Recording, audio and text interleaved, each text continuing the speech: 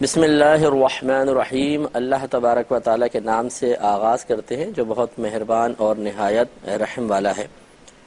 بفضل تعالی الحمدللہ ہم بخاری شریف کا تسلسل سے درس کر رہے ہیں اور آپ مسلسل اس کو سننے کی سعادت حاصل کر رہے ہیں۔ اس وقت 67 نمبر یعنی 67ویں حدیث پر ہم پہنچے ہیں اور حضرت عبد الرحمن بن ابی بکرہ رضی اللہ تعالی عنہ سے مروی ایک حدیث پاک کا ذکر چل رہا تھا، جس میں آپ کہتے ہیں، آپ اپنے والد صاحب سے روایت کرتے ہیں کہ نبی کریم صلی اللہ علیہ وسلم نے ایک مرتبہ آپ اپنے اونٹ پر بیٹھے ہوئے تھے اور ایک شخص نے اس اونٹ کی لگام کو تھاما ہوا تھا، اور نبی کریم صلی اللہ علیہ وسلم صحابہ کرام سے پوچھ رہے تھے کہ بتاؤ آج کون سا دن ہے؟ تو صحابہ کرام خاموش رہے اور ہم نے گمان کیا کہ شاید نبی کریم صلی اللہ علیہ وسلم آج کے دن کو کوئی اور نام دے دیں گے۔ پھر نبی کریم صلی اللہ علیہ وسلم نے خود ہی فرمایا کہ کیا آج قربانی کرنے کا دن نہیں ہے؟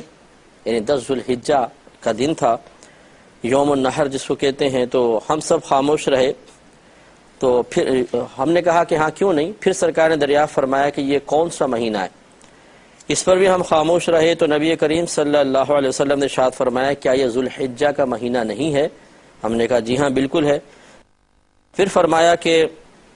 تمہارے خون، تمہارے مال اور تمہاری عزتیں تمہارے درمیان اسی طرح محترم ہیں، حرام کر دی گئی ہیں، جس طرح یہ آج کے دن اس مہینے میں اور اس شہر میں حرام ہیں۔ حاضر کو چاہیے کہ غائب کو یہ حدیث پہنچا دے، کیونکہ ہو سکتا ہے کہ حاضر اس شخص کو یہ حدیث پہنچائے جو اس حدیث کو اس سے زیادہ یاد رکھنے والا ہو۔ تو اس حدیث پاک میں یہ یوم النحر حجۃ الوداع تھا اور نبی کریم صلی اللہ علیہ وسلم میدان مینا میں جلوہ افروز تھے، اور وہاں پر آپ اپنی اونٹنی پہ بیٹھے ہوئے تھے۔ لگام پکڑنے والے حضرت بلال رضی اللہ تعالی عنہ تھے، اور سرکار اونٹنی میں بیٹھ کر یہ صحابہ کرام سے ارشاد فرما رہے تھے۔ اس پہ کلام ہو چکا ہے کہ آپ کا یہ 2 دفعہ ایک آسان سا سوال کرنا دراصل سب کو اپنی جانب متوجہ کرنے کے لیے تھا، کیونکہ جب ہم کوئی کویسچن کرتے ہیں تو گویا کہ ہم سامنے والوں سے چونکہ اس کا جواب طلب کر رہے ہوتے ہیں، لہٰذا ہر ایک کی توجہ اپنی جانب مطلوب ہو جاتی ہے،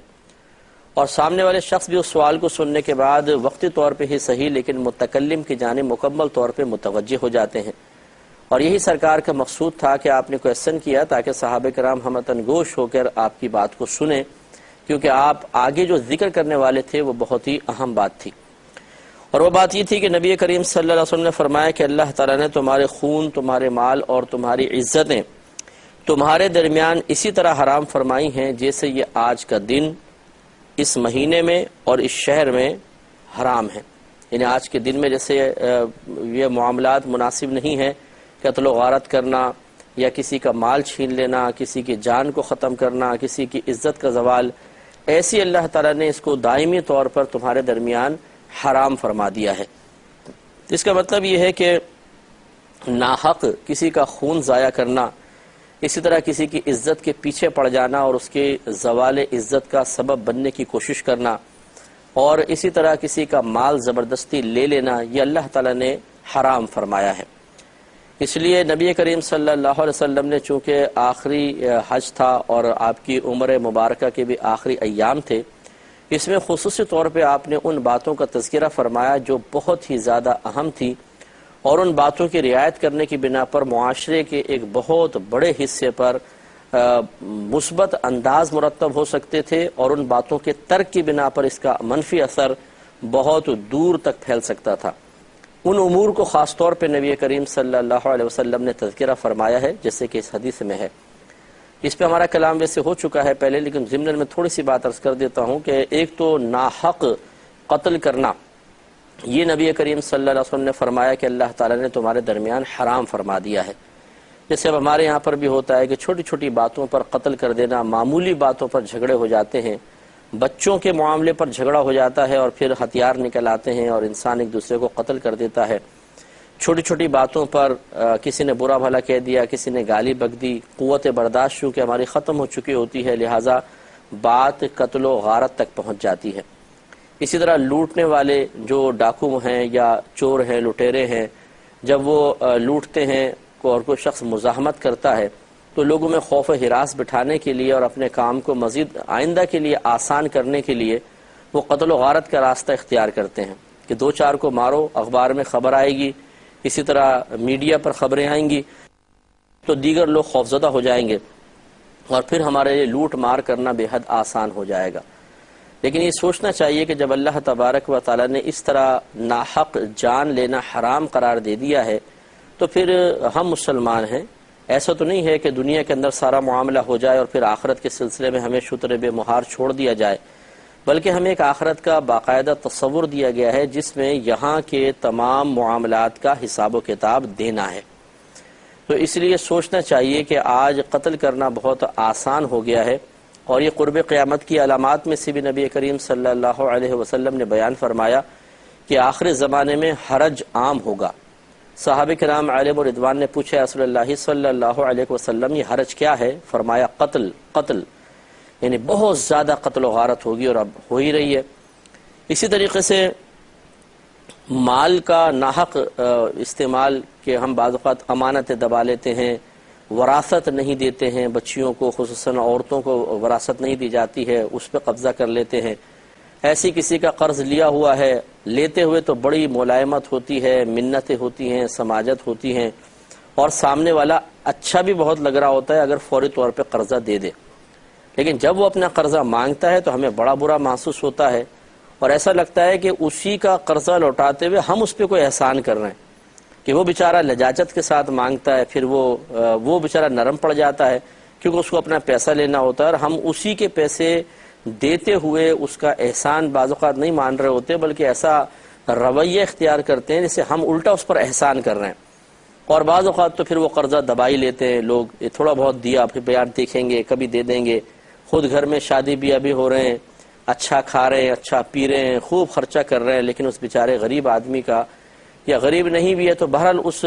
قرض خواہ کا قرضہ ادا نہیں کرنا ہے۔ ایسا ہمیں حرام کھانے کی بعض اوقات عادت پڑ جاتی ہے، حالانکہ نبی کریم صلی اللہ علیہ وسلم نے باوجود قدرت قرض ادا نہ کرنے والے کو بہت سخت گناہگار قرار دیا ہے۔ اس لیے یہ سوچنا کہ چھوڑو یار کون دے، سامنے والے کو کون سا ضرورت ہے، ضرورت ہوگی تو دے دیں گے، تو یہ یاد رکھیں کہ اس کا مانگنا واجب نہیں ہے، اس کا اس قرض کے سلسلے میں بیچارے کے محتاج یا تنگ دست ہونا ضروری نہیں ہے، بلکہ ہم پر واجب ہے کہ ہم اس کو دیں، اور چاہے وہ کسی حالت میں ہو، چاہے کتنے مالدار کیوں نہ ہو، جو چیز دینی ہے تو ہمیں فوراً سے پیشتر اس کو دینا چاہیے، جیسی قدرت حاصل ہو جائے اس کو دیں۔ لیکن چونکہ آخرت پر سے یقین ہمارا انتہائی کمزور ہو گیا ہے، اور یہ ایک سمجھ لیں ضابطہ ہے، قاعدہ قانون ہے کہ جتنا آخرت کی طرف سے غفلت ہوگی اتنا انسان گناہوں پر اور غلط قسم کے کاموں پر دلیر ہوتا چلا جائے گا۔ جو دنیا میں کھل کر گناہ کر رہا ہو سمجھ جائیے کہ وہ آخرت کے معاملے میں اتنا ہی زیادہ غافل ہے، اور آخرت کے جو تصورات ہیں، جو آخرت کے بارے میں شریعت نے تصور دیا ہے، وہاں کی چیزوں کو بیان کیا ہے، اس کے اوپر غور و تفکر کر کے جو ایک صحیح ہماری طبیعت پر ایک اثر طاری ہونا چاہیے تھا، صحیح فیلنگز ہونی چاہیے تھیں، وہ ہم پر طاری نہیں ہو رہی ہیں، اور اس کی وجہ سے پھر انسان خوب خطائیں گناہ کرتا ہے اور ہنستا رہتا ہے، اور اسے کوئی پرواہ نہیں ہوتی کہ پھر آگے جا کر کیا ہوگا۔ اسی طریقے سے عزت کو ضائع کرنا آج یہ بھی بڑا آسان ہو گیا ہے۔ گھر گھر میں یہ تماشے ہو رہے ہیں، جہاں جوائنٹ فیملیز ہیں، اور خصوصاً عورتوں میں خاص طور پہ یہ مسئلہ ہوتا ہے کہ دوسری کی عزت کو کسی کی بھی نگاہوں میں ختم کرنے کے لیے یہ کوشاں رہتی ہیں۔ ایک بہو ہے تو ساس کی نگاہوں سے اور اس کے شوہر کی نگاہوں سے عزت ختم کرنا، اور اسی طریقے سے آپس میں لڑتی رہتی ہیں گھروں کے اندر۔ اسی طرح مرد حضرات ہوتے ہیں آفیسز میں، فیکٹریز میں، یونیورسٹیز میں، کالجز میں، آپ دیکھیں کہ ایک دوسرے کو اس طریقے سے مطلب وہ کسی کے سامنے بیان کر رہے ہوتے ہیں، اس طریقے سے الزام تراشیاں کر رہے ہوتے ہیں کہ عزتیں بیچاروں کی داؤ پر لگ جائیں، اور یہ اکثر لوگ اس میں مبتلا ہیں۔ تو بہرحال نبی کریم صلی اللہ علیہ وسلم نے ان چیزوں سے منع فرمایا۔ آپ کو مجھے چاہیے کہ اپنے نبی کریم صلی اللہ علیہ وسلم کے دیے گئے پیغام کے مقابلے میں یا اس کو سامنے پیش نظر رکھتے ہوئے اپنا عملی محاسبہ کریں کہ ہم نے کسی کی جان تو نہیں لی ہے، اگر لی ہے تو اللہ تعالیٰ کی بارگاہ میں توبہ کریں اور آئندہ کے لیے اس سے ہمیشہ کے لیے تائب ہونا چاہیے۔ اسی طرح کسی کی عزت کے زوال کا سبب بنے ہیں تو جہاں تک ہو سکے اس کا تدارک کریں. یعنی اگر ہم نے کوئی جھوٹا الزام لگا کر کسی کی عزت ختم کروائی ہے یا اور کسی سیاست کے ساتھ، تو اس کی عزت کی بحالی کے لیے کوشش کرنا ہم پر فرض ہے. پھر اس کے سے معافی بھی مانگنی ہوگی، پھر اللہ تبارک و تعالیٰ کی بارگاہ میں معافی کے طلبگار بننا ہوگا، تب کہیں جا کے میدان محشر میں نجات کے کچھ امکانات ہیں. اور اسی طریقے سے اگر ہم نے کسی کا مال کھایا ہے تو فوراً سے پیشتر اس کا مال اس تک پہنچانے کی کوشش کریں. اگر مالک معلوم نہیں ہے تو نادم ہوں، شرمندہ ہوں، اللہ تعالیٰ کی بارگاہ میں توبہ کریں اور اتنا مال اس مالک کی طرف سے صدقہ کر دیں. تو یہ ضروری ہے، اگر نہیں کریں گے تو پھر یاد رکھیں مسلم کی روایت ہے، نبی کریم صلی اللہ علیہ وسلم ارشاد فرماتے ہیں، ایک دفعہ صحابہ کرام سے پوچھا کہ تم جانتے ہو کہ مفلس کون ہوتا ہے؟ عرض کیا رسول اللہ صلی اللہ علیہ وسلم، ہمارے درمیان تو مفلس اسے کہتے ہیں جس کے پاس نہ درہم ہوتے ہیں نہ دنانیر. نبی کریم صلی اللہ علیہ وسلم نے فرمایا لیکن میری امت کا مفلس شخص وہ ہوگا جو بروز قیامت کثیر نیکیاں لے کر آئے گا، لیکن اس نے کسی کو مارا ہوگا، کسی کو برا بھلا کہا ہوگا، کسی کو گالی بکی ہوگی، کسی کا مال دبا لیا ہوگا، تو اس کی کچھ نیکیاں ایک مظلوم لے جائے گا، کچھ نیکیاں دوسرے مظلوم لے جائے گا، کچھ نیکیاں تیسرا مظلوم لے جائے گا، حتیٰ کہ اس کے نام اعمال میں کوئی بھی نیکی باقی نہیں رہے گی. اور پھر اللہ تبارک و تعالیٰ دوسروں کی برائیاں اس کے نام اعمال میں ڈال دے گا اور اس کو جہنم میں پھینک دیا جائے گا. تو یہ بعض لوگ ہم نے ایسے بھی دیکھے ہیں کہ جو دنیا میں عبادات کا لبادہ اوڑے ہوئے ہیں، داڑھی شریف بھی ہے اور تسبیح بھی ہاتھ میں لی ہوئی ہے، عمرے بھی کر رہے ہیں، حج بھی کر رہے ہیں، بڑی مخصوص حلقے میں کہ عزت بھی بنائی ہوئی ہے، لیکن وہ بھی ان کاموں کے اندر لگے ہوتے ہیں، کسی کی عزت آبرو کو پامال کرنا، مال ضبط کر لینا، کھا لینا، اور وہ سمجھتے ہیں کہ شاید یہ تھوڑی بہت عبادات جو ہیں ان کو ڈھال بنا کر بروز قیامت ہم بچنے میں کامیاب ہو جائیں گے. تو ذرا سوچنا چاہیے کہ بچنے میں کامیابی تو اس وقت ہوگی کہ جب پہلے حساب و کتاب مکمل ہوگا، اور ہو سکتا ہے کہ حساب و کتاب دینے میں ساری نیکیاں یہیں پر چلی جائیں. تو اس لیے ہر جگہ ہر شعبے میں اس کو غور و تفکر کرنا ہے کہ اگر مثلا مثال کے طور پہ جان کا مسئلہ ہے، جہاں شریعت نے جائز قرار دیا ہے جان لینا، جیسے جلاد ہے وہ مثال کے طور پہ کسی مجرم کو پھانسی ہو گئی ہے، وہ پھانسی پہ چڑھا رہا ہے، یہ بھی ایک جان لینا ہے، یہ جائز ہے کیونکہ یہ تو شریعت نے اس کی اجازت دی ہے. اسی طرح ہمارے ہاں بہرحال اسلامی سزائیں تو نہیں ہیں، اگر بالفرض کوئی شادی شدہ زنا کرتا تو اس کو پتھر مار کے ہلاک کرنے کا حکم ہے، جس کو رجم کہتے ہیں عربی میں، یہ جائز تھا. اسی طرح اور کوئی کیس میں کسی غلط معاملے میں اس کو پھانسی کی سزا ہو جاتی ہے باقاعدہ کورٹ سے، تو یہ ایک جائز صورت ہے. لیکن اس کے علاوہ منع اگر کسی نے کیا تو اس کو سوچنا چاہیے. اسی طریقے سے اگر کسی کی عزت ہے تو عزت کا معاملہ ہر ایک مقام پر ہوگا، شوہر بیوی کی، بیوی شوہر کی عزت، شاگرد استاد کی، استاد شاگرد کی عزت کا لحاظ کرے. کہیں پر بھی پامال ہوئی ہوگی اس کا بھی آخرت میں حساب ہوگا، افسر ماتحت کا حساب ہوگا، آپس میں مسلمان بھائیوں کی عزتوں کا حساب ہوگا. تو اس پہ بڑی توجہ کرنی چاہیے. اسی طرح مال کسی کا بھی دبایا ہو، چاہے سگی بہن ہے، سگا بھائی کیوں نہ ہے، رشتہ دار ہے، کوئی دوست احباب ہیں، سب کے حساب کے لیے ہمیں تیار ہونا چاہیے. تو ایسے حضرات جو بعض اوقات خوب انہوں نے فراڈ کیا ہوتا ہے، خوب پیسے کھائے ہوتے ہیں، دوسروں کی عزتیں لوگوں کے سامنے انہوں نے اس کا جنازہ نکالا ہوتا ہے، لیکن اپنے آپ کو اس طرح مطمئن کرتے رہتے ہیں کہ اتنی عبادات بھی تو ہیں، اتنے عمرے کیے ہیں، اتنے حج کیے ہیں، انشاءاللہ ہم بچ جائیں گے. لیکن ہو سکتا ہے کہ بروز قیامت یہ ان چیزوں میں کوتاہی ہماری نیکیوں کے نام اعمال سے نکلنے کا سبب بن جائے، اور خدا نہ کرے اللہ تعالی ہمیں جہنم میں ڈال دے. اس سے پہلے کہ وہاں حاضری کا موقع ملے، ہمیں دنیا میں اپنا محاسبہ کرتے ہوئے حساب کو برابر کرنے کی کوشش کرنی چاہیے. اور پھر سرکار نے فرمایا، اور یہی عنوان بھی تھا اس کا، کہ حاضر کو چاہیے کہ غائب تک یہ حدیث پہنچا دے، کیونکہ ہو سکتا ہے جس غائب تک وہ اس کو پہنچائے گا وہ اس پہنچانے والے سے زیادہ اس حدیث کو یاد رکھنے والا ہو. اس پر بھی ہم نے آپ کو عرض کیا تھا کہ تبلیغ دین کرنا بہت ضروری ہے. کوشش کریں کہ جو بات آپ کو معلوم ہو جائے اسے بعین ہی دوسروں تک پہنچائیں. یہ اگر ہم سب مل کر علمی جہاد نہیں کریں گے اور جہالت کے خلاف اس یہ کارروائیاں نہیں کی جائیں گی تو یاد رکھیں کہ پھر جہالت عام ہوتی رہے گی اور گھر گھر میں اس جہالت کی وجہ سے نقصان عظیم ہوتا رہے گا۔ چونکہ میں ایک ایز اے مفتی کام کر رہا ہوں، اس جہالت کی وجہ سے اتنا زیادہ بگاڑ ہے، اتنا بگاڑ ہے، خصوصاً طلاق کے مسائل میں، کہ بعض اوقات تو 3 طلاقیں دینے کے بعد پھر وہ ساتھ رہ رہے ہیں، بچے پیدا ہو رہے ہیں، لیکن وجہ کیا ہے کہ جہالت کی وجہ سے سمجھتے ہیں کہ 3 طلاق کے بعد بھی ہمارا ساتھ رہنا درست ہے۔ اور یہ اکثر وہ لوگ ہوتے ہیں کہ جو کسی بھی جاہل سے جا کر فتویٰ یا مسئلہ معلوم کر لیتے ہیں، سامنے والا مسئلہ بتانے کا اہل نہیں ہوتا، لیکن چونکہ ہماری مرضی کے موافق بتا رہا ہوتا ہے تو ہمیں بہت اچھا لگتا ہے اور فوراً اس پہ عمل کر لیتے ہیں، سمجھ کے کہ جو بیان کر رہا ہے بس یہ قرآن و حدیث ہی بیان کر رہا ہے۔ لیکن اگر وہی شخص کسی مالی معاملے میں ہمیں مشورہ دے گا، اس کا مشورہ کبھی قبول نہیں کریں گے۔ مثلا وہ کہے کہ یار یہاں پیسے انویسٹ کر دو، کبھی بھی نہیں کریں گے۔ 10 دفعہ مشورہ کریں گے، نہیں یار یہ کہہ رہا ہے صحیح کہہ رہا ہے کہ نہیں کہہ رہا۔ تو جب مادی اشیاء کا معاملہ آئے، دنیا کا معاملہ آئے، تو اسی شخص کا قول ہمیں مشکوک نظر آنے لگتا ہے، لیکن جب دین کا اور آخرت کا معاملہ آئے اور اپنے لیے آسانی کے پہلو نکل رہے ہوں تو اس کا قول اتنا معتبر، اتنا معظم محسوس ہوتا ہے کہ اس کے خلاف سننے کے لیے تیار نہیں ہوتے اور فوراً عمل پیرا ہو جاتے ہیں۔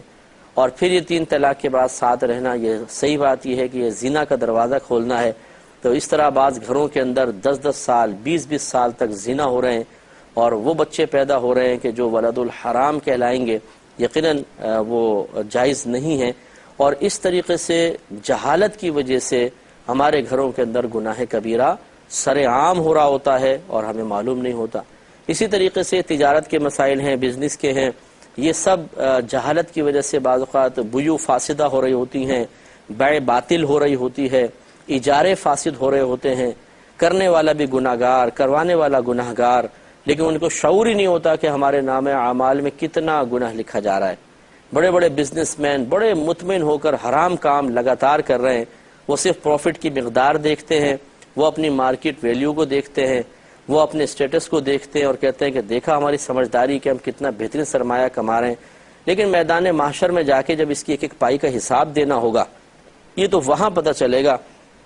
کہ اللہ تعالیٰ اور اس کے رسول کے احکام کو معمولی سمجھ کے نظر انداز کرنا اور مادی اشیاء کے سامنے پھر قرآن و حدیث کی تعلیمات کو نگاہ حقارت سے دیکھنا کس قدر نافع ہوئی، کتنا اس کا فائدہ ہوا، یہ میدان محشر بتائے گا۔ اس لیے ہم آپ سے گزارش کرتے ہیں کہ جو آپ اچھی بات سیکھیں کسی مستند عالم دین سے سنیں، اسے دوسرے تک پہنچائیں، کہ بعض اوقات اس طرح باتوں کا پہنچانا، بعض اوقات ہمیں ایک بات بڑی سطحی قسم کی لگ رہی ہوتی ہے، چھوٹی سی محسوس ہو رہی ہوتی ہے، اتنی زیادہ اہم محسوس نہیں ہو رہی ہوتی، لیکن وہی بات کسی کے لیے آخرت بہتر بنانے کا ذریعہ اور سبب بن جاتی ہے۔ اس لیے آپ کو مجھے چاہیے کہ ہم سب کثرت سے تبلیغ دین کریں اور دوسروں تک ان دینی باتوں کو پہنچائیں تاکہ لوگ گناہوں سے بچیں، خطاؤں سے بچیں اور علم عام ہو۔ اللہ تعالیٰ سے دعا ہے کہ رب کریم جو کچھ سنا اس پر عمل پیرا ہونے کی توفیق عطا فرمائے، آمین۔ وآخر دعوانا ان الحمد للہ رب العالمین۔